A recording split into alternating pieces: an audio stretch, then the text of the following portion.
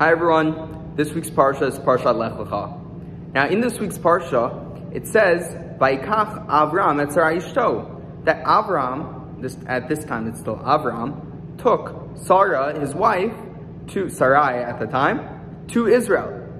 Shouldn't it say that they both went to Israel, like Vayelech Avram v'Sarai, that Avram and Sarah went together to Israel in this week's Parsha? Why is it that Avram has to take Sarah after he gets the message of Lecha, that Hashem tells Avram to go to Israel? Why is it that he has to take her?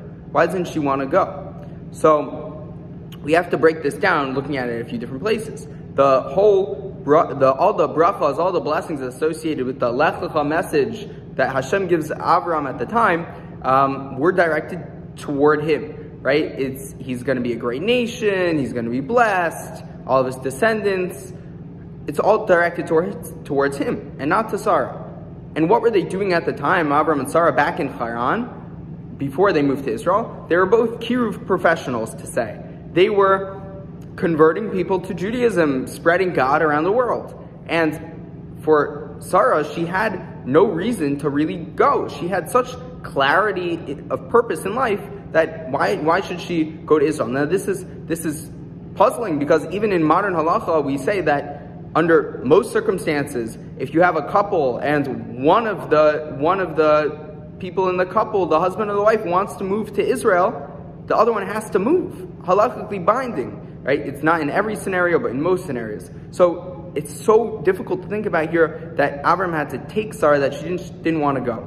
So I think it's such, the Chasam Sofer even goes as far to say that he forced her to go and then spoke nice words to her afterwards to appeal her that everything will be okay. So I think sufficient answer for me in terms of this is Hashem gives Avram the bracha of Veheyeh bracha, and that Avram himself will be a blessing, that everything he does will be a blessing. And at this time, Sarah knew, right, that she was barren. She knew that she was barren, and right, if she had such clarity of purpose that her purpose in this world would be to be mekarv to people, to bring them closer to Judaism, to Hashem, what good would it do for her to move to Israel, where she'd just be opening up a new chapter and she had to leave everything behind? She knew she was barren, that Avram's descendants wouldn't come from her. But we could go back and say that the bracha that Hashem gives Avram, that he would be a blessing, goes directly back onto Sarah, that Avram at the end of the day really knew that all of his descendants would come from Sarah. So I think that's a good enough answer for me to resolve that conflict in terms of why he would take her to go, such harsh language used. But I think my bracha to everyone this week would be that we all should have such clarity of purpose to this extreme point that Sarah has, that she doesn't even want to go to Israel because she knows what she's doing in Haran is what she's supposed to be doing in her life.